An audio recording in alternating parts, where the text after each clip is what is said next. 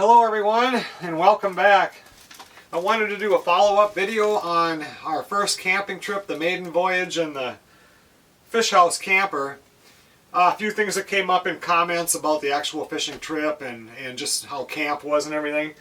And then also little things that we will do differently or add in here, you know, for future trips. It was a super fun. We really had a great time camping. It was nerve-wracking, you know, pulling it the first time. Just like I remember the first time I pulled that fifth wheel. I remember when we bought it, and then I brought it to the hobby farmhouse and then worked on it for a couple of months getting it all ready.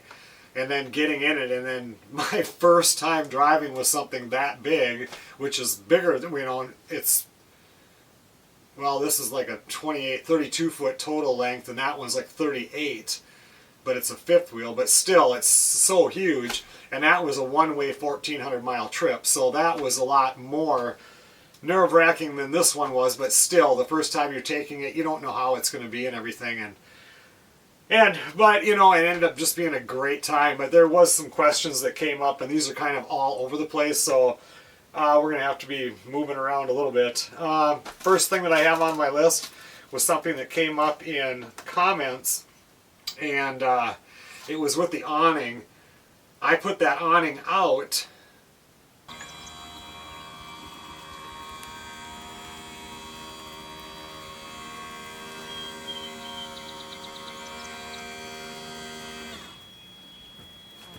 and I'm not going to get it out all the way because I've got the work camper sitting here, which I've got another video going right now, my usual. I try to get one to go up on Sunday and Thursday if I can. Otherwise, I'll stick with just Sunday. This one's going to go up Sunday, which is tomorrow. And the other one I have going will go up next Thursday. And you'll see, you know, then there's a bunch on this, or there will be. I got a little bit done, but then got sidetracked the last couple of days. And so anyway, I'm getting this ready to be sold. Anyway, with the awning, when it came out, I brought a 2x4 when it rained out, and I stuck it up, you know, so the water could run off. But then I took it out because I didn't want to stretch it. And I didn't realize, I mean, I knew you could, like when you see the ones that are done by hand, you see them set them up so that their one side is lower. Well, you can actually do that with this one, but you don't have to. And I didn't know you could do it. But with this one here, I had it out. I had that 2x4 out, and it was out, and we had kind of a downpour. So a bunch of rain got on it, and then Melissa was sitting on the back, you know, where we sit there so you can watch TV, and she happened to be looking out the window, and this has got, I don't know what it's called, it's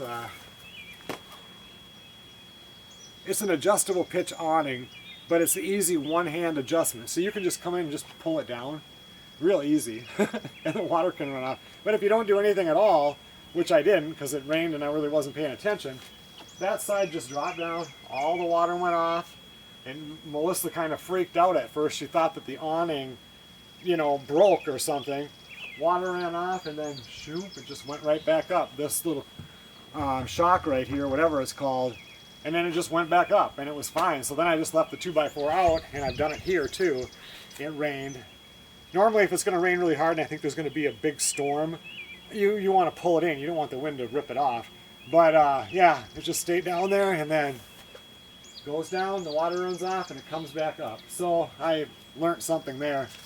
Another thing is, in one of the videos I put that, I don't know, it's not a flex tape, it's some kind of a awning type tape that went on there for these little holes, and it worked absolutely awesome. This was dry, and over here where I had that table for cooking stuff on, behind the Blackstone was all wet. And there's a bunch of them there, but I will definitely buy more of that. I only bought the one 10-foot roll because that was like $25 or something for 10 feet. So I didn't want to go spend a whole bunch of money and buy 4 rolls because I'd like to go 2 rolls wide and then find out that it doesn't stick good or doesn't work. And here I spent $100 and some on something that I'm not going to be happy with, but I was really happy with it, so we're definitely going to do that.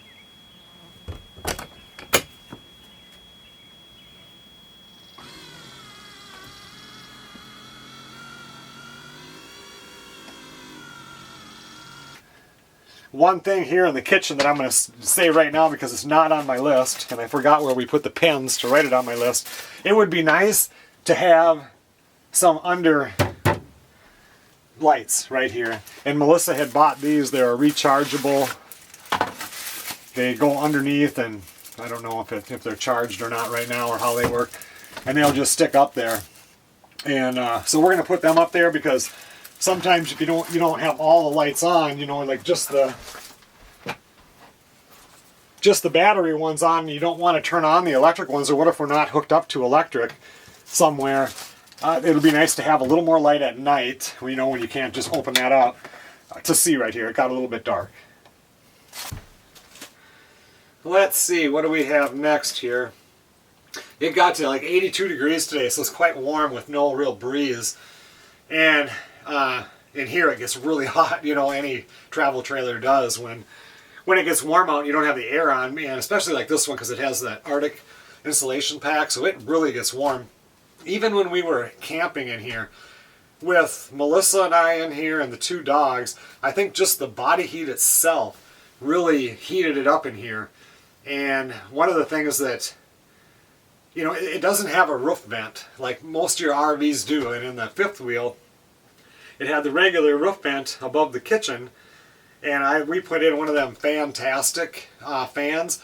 And I mean, you can turn that on and be standing somewhere else in the, and I've talked about this before in a previous video, and you can feel the air pull.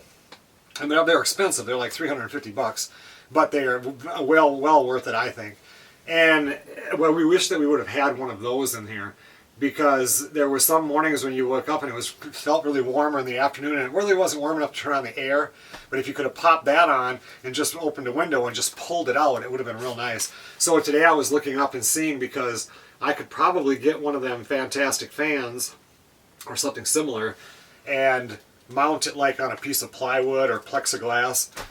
Probably plywood, because all these windows are mirrored, like they've got that mirror coating on them. So when you're outside on a sunny day, you can't see in here at all. I stood like right up this far from the glass and I can't see in. You can at night, you know, of course, when it gets dark and the lights are on, but I could put that into a piece of plywood, open the window, pop the screen, put that in, close the window against it, and then turn that fan on, and that would really suck the air out of here. So that's one thing that we're thinking about. But for being so warm today, I had come out earlier and turned that air conditioner on, and it was really nice and cool in here, and I just had it on low. So that was pretty nice. Okay, bolt leak. Somebody want to know about that? A few comments did say that, and I thought I had a clip in that video showing, and I've watched it, like I watched it after I edited it, but then now I'm watching it again as it's on YouTube, but I'm not all the way done. I think I talked about it in that video, but if I didn't, we'll cover that in a minute, but we'll go up there. Somebody said, why do I have so many grills? I've got the little gas grill, I've got the charcoal grill that we put together, we bought the 2-burner King cooker, and then we have the Blackstone. And with the little gas grill is so nice, just like at the tent when I go up there for lunch and it's like throw a couple burgers on or a couple brats and it's done. I prefer to cook on charcoal, takes a lot longer, and that's better for like a big lunch or something where you have time where, you know, okay, I'm going to cook right now. Not when it's like, I just want to eat right now. Mainly when I eat, I know that I have to eat because I need calories. You know, I got to keep going, and that's the reason why I eat. So I'm not going to be going through this big thing for 2 meals in a day. So gas grill's nice for that. Melissa wanted a portable Blackstone. Somebody mentioned that too about the Blackstone. Why did we even get that? And the only thing I could say was Melissa wanted one of them portable Blackstones, and if your girl wants a Blackstone, I just bought her a Blackstone. Why do I care? And she made those fajitas on there, and they were really good. You know, it's got to be happy for them too. You know, if she wants one, I'll buy one. I could care less. So that's why we have that. And the King cooker, that she can also use. Hopefully you guys remember what that is. So that's this thing right here, but now the legs are just clamped to the top, so the legs go underneath here, sits this high. Has the propane burner here and a propane burner right here. And the reason why we got that is, first of all, in the fall when it comes time to do canning and stuff, when Melissa does a lot of canning, and then all that heat gets into the house. And we don't have a central air cooling system in the house. We've just got one of the portable, it's like a room-to-room one, but it just sits in the one room and it keeps the bedroom and the kitchen and the dining room pretty nice and cool. And then we've got window units upstairs in the 2 bedrooms. But then, like, the kitchen stays pretty warm, and the back mudroom, that stays just warm, you know, and cool air doesn't really make it that far. So when we can in there, it gets really hot, and Melissa hates the heat. You know, that's the one thing people ask with her, how does she handle the winters up here? I do more complaining than she does, because, and I've lived here my whole life, if it's 60 degrees on a summer day, I'm complaining. It's like, no, you give me today 80 degrees, you know, anywhere from 72 to about 85, if it's not super humid, is nice. You know, it gets warm when it gets up to 90, but we don't get that many 90-degree days, so I just enjoy it. We have yet to have that day this year where you wake up in the morning and you walk outside and the heat hits you because of the humidity. If I live back down by the cities where I used to, they've had a couple days like that, but up here it's always, you know, 51, 52. 3 weeks ago we had 2 days that were in the 30s, like 36 and 38. So we haven't had that day yet, but she really likes the cool, not the heat. So almost lost my train of thought. So anyway, she can do the canning on that outside. So we can just put it on that back little deck and put the pressure cooker on there, and that'll be awesome. And for up here, we brought it because if we would have caught any fish in that lake, we were going to do a fish fry. And if any of you have been in a camper and you cook, you know, fry your fish up, your camper smells like fish for 4 days. So definitely want to take that. We've got some cast iron pans they're mainly made for fried chicken. You know, they're same size as a skillet, but they've got the 4-inch sides on it. And then we can just cook that outside. The smell's not in here. The heat isn't in here. The mess isn't in here. So that's why we brought that up. So that's why we had 1, 2, yeah, that covers all 4 grills, because you never know what you're going to need. So that's why we did it. Oh, the fishing up there. You know, like, that's a really big lake. We didn't catch any fish. Didn't get any bites. I know a lot of people that fish that lake. It's a great fishery if you know where to go. And there were places we could have went, but that's another thing in here. We definitely need a bigger boat, because with a 9.5 horse motor on that little, what is it, a 12 or 14 foot boat, I don't feel comfortable with all the boat traffic and stuff doing a 5 or 8 mile run up the lake to go fishing, because it would take me forever to get there. Plus we had storms that were rolling in, so if I have a little boat and it gets real stormy and real windy on the lake, I can't just zoom really fast and get back to camp. So that was definitely kind of a drawback for where we could go. But the biggest thing was the mayflies. The mayfly hatch had happened, and you know, all those mayflies are hatching and everything, and the fish have a ton of stuff to eat. So this time of year it's always deader just because of the mayfly hatch.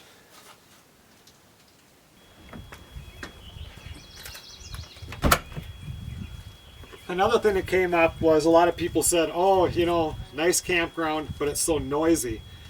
And for us, like, if I go to the tent, the only thing you hear is your ears ringing if it's not windy out or something. Very seldom do we see somebody canoeing on the lake or a boat, or, you know, just, it's dead quiet. Out here, I can hear my ears ringing, because they always ring really loud, but it's quiet. So when we went to the campground, it was kind of nice, since Melissa and I don't do a lot of stuff publicly. We're definitely more introvert than extrovert by far. It was fun to see families out having fun, and people were singing, and you could hear some talking, and people walking on the road and everything. For us, that was about as people friendly as we want to get. You know, we're watching them walk by. We're not really having to talk to them or mingle or whatever. So we didn't mind that one bit. And the campgrounds, I don't know how it is in every state, but here quiet time is 10 o'clock at night till 8 o'clock in the morning in most places. And at 10 o'clock at night, we were out that last night at the campfire until, I don't know, 10:30 or so. And I turned my radio way down because we had the speakers going out here because I felt bad. It was like a lot of people making noise and stuff, and it wasn't too noisy, but at 10 o'clock, it was quiet. So, you know, no problem sleeping, nobody making noise, so the dogs are barking, so that part really didn't bug us at all. As far as the boat leaking, after I went through and put the Flex Seal stuff on it, it did not leak. I had a little bit of water in the very back here, but it rained a little bit. And then also, like, when you're pushing out with the paddle, I do one side and then go to the other side, you get a little bit of water in there. It just didn't leak. I mean, right now, look we've got rain. See all that water sitting in the boat? Before I put water in here to see where it was leaking, and it was dripping, a constant drip in that center part right there. And there is nothing. Everything is dry.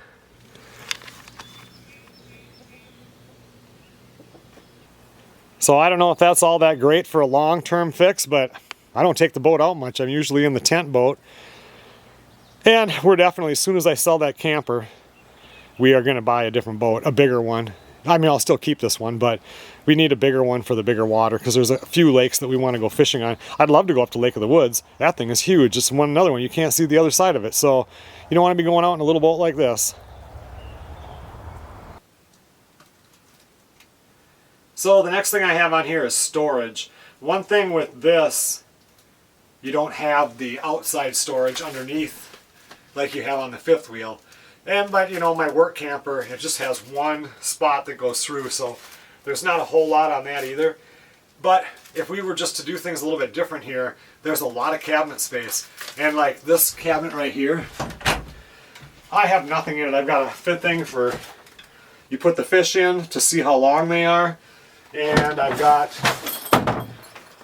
this here ice fishing rod holder, which we don't need because they hang on the wall in here. So that can come out, and this one is full with no shelves. We didn't have to, like, I always bring my duffel bag. In fact, my duffel bag, when I get home, because my dirty clothes don't go in there, I hang it on a nail in the mudroom there. And if I think of anything, like Melissa got me a couple of different signs now to put up at the tent. So anytime I go traveling, my duffel bag goes with me, my bathroom bag goes with me, and my 9mm pistol goes with me. So everything is right there. So like now, those two signs and everything I put them in the duffel bag. And then when before I need to go, I just count out how many days I need of clothes and put it in there. And I've got all kind of other stuff, you know, flashlights in there, the stuff that I would always have with me. We don't need that here. We can take our clothes and just count out my clothes and hang them up, or, you know, and there's other open shelf area, put my pants in there. She can do the same. Because right here, like, this is her little suitcase, and over here I had my duffel bag, which took this whole area up. That can be gone. And this box here is DVDs that I took out of the work camper that can just go into the shelf down here. So this wasn't here, but still, all of this would have been wide open to store stuff on there. It didn't need to be there. So that's one thing we're going to change as far as storage goes. And then up here on this top bunk, when we went camping this time, I had this pushed up, you know, because it goes, you know, up like this, and I can click it into place. And it'll just, well, you got to do both sides, you know, and it'll stay up there. So it feels like you have more headroom in here. But by leaving that down, and then this is a railing piece that goes in here if somebody was going to sleep here. Nobody's going to be sleeping up there. We would know if somebody's going to sleep, and we could throw this in. There's a ladder over there, a metal one that goes here so you can climb up. Get that out of here, and then store more stuff up here. Originally when we left we weren't going to, but it would have been nice because this bottom booth down here, I want this to be all cleaned off because I like to sit here and eat, or sit here and do whatever. Like the Blackstone can sit right here when we're traveling. It works really good. It holds it. That can go outside like it did for this trip, the last trip we did. Melissa always brings this like when she goes to Louisiana, any trip that she takes, this is kind of like her duffel bag. And then she just throws the few clothes that she's going to have into her suitcase. This has dog food for the dogs, robe. The robe can be hung up. There's just, you know, kind of like this is the junk drawer. You know, that's kind of like what my duffel bag is. And I have lived so much of my life, it seems like even back when I was married, I was working in North Dakota and had travel trailers out there. I feel like I've lived out of a duffel bag forever. I've never totally unpacked it, even since I'm here. Because, you know, I was going down and doing the work camper thing, or I was at the hobby farmhouse, and then up here, always going back and forth. Well, we have to kind of change the way we think and just make this like into a house so that we get this area back. If this wasn't here, get rid of this stuff. The booth is finally open, and I really would like that because it gives you a place to sit outside of having to sit right back there on the little bed, you know. Like when we're fishing, she's going to sit back there. I'm sure I'm going to get this and drop it down. I'm going to end up sitting right here and fishing these 2 holes probably a lot of the time. So anyway, that's some things for storage that we can do since it doesn't have any outside storage. Okay, storage, duffel bags not needed. We talked about that. Oh, you guys, if you watched that other video, you know that the water hose had a leak in it. We did order 2 new hoses, and I should get those and bring them out here because Melissa said they're in the back of her truck on the passenger side.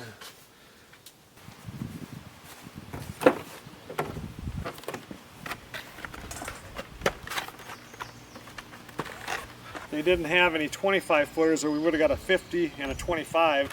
So we got 2 50s. So usually 50 is plenty. It just happened to be at that campground it wasn't quite enough, and now that we have 2 50s, if one of them starts leaking eventually, we'll have a brand new one, or if we need a few more feet, we've got them.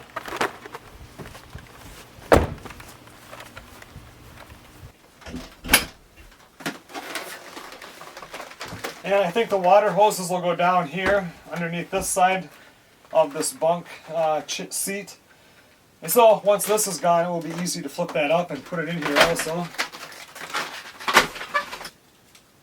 Well, that's getting towards the end of my list. The one thing about a campground, and I mean that one was kind of nice because we had the trees and it was real private there for a campground. You could see, if you guys watch that video, like when I walk out to the road in front of it, the people that were on the other side, they didn't have the privacy. They are like camper with no trees in between, and a lot of people love that. That's what they like about camping. They like the fact that they are right next to people, you know, people, and I'm not, but I don't like, you see the houses in the city where it's like house. Oh, it gives me anxiety just looking at that. So I mean, out here we have room to roam and stuff. So keeping the dogs in here, that kind of sucked for the dogs. And then when we take them out, we have to walk them with a leash. And like up at the tent, I just let them outside. You know, I'm more worried about a wolf being around or something. And out here, we let them out. And, you know, they'll come back up to the door when they want to come in. Joni, we have to put a muzzle on her when she's here because she either likes to chase cats or bows up to them. And she has killed 1 or 2 cats in the time we've been here. Or she likes to eat cat crap, and that drives me up the wall. So she's always has a muzzle on if you ever see her in the videos. When she's outside, if we're not right there to watch her. But at the campground, it kind of sucked. Like for everybody, you got to have them on a leash, and the dogs just aren't used to that.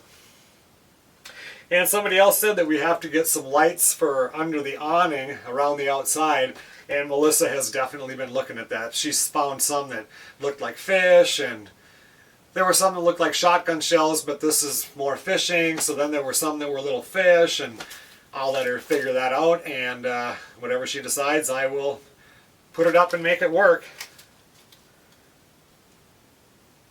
Oh, I got 2 things on the top here. We want to buy a broom. We've got a little handheld broom for here, but it would have been nice to have a broom to sweep off the the great big rug that went underneath the awning and stuff out there. It would have been nice to have a broom for that.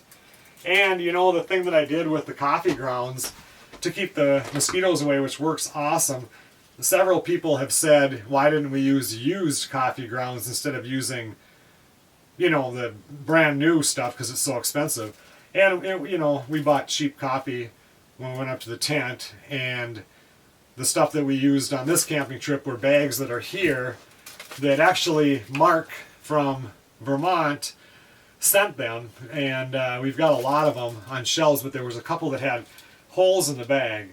So if you guys don't know about Mark, I talked about him in a few videos ago. He was just like a great subscriber, came up here and stayed a couple days when we had the party, and he just recently passed away. But anyway, they were a couple of those bags. And the reason why we don't use used coffee grounds is Melissa has tea in the morning, tea in the afternoon. The only time she drinks coffee is right after lunch, and she uses a Keurig.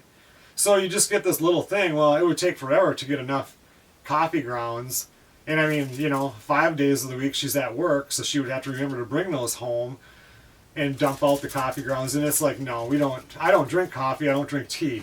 For me, it's water, milk, the occasional Sprite or Sierra Mist, now it's called Starry if I'm at a restaurant, and water. So, you know, I'm not adding to it. So that's why we use the regular non-used coffee grounds, but used would work just fine if you drink a lot of coffee.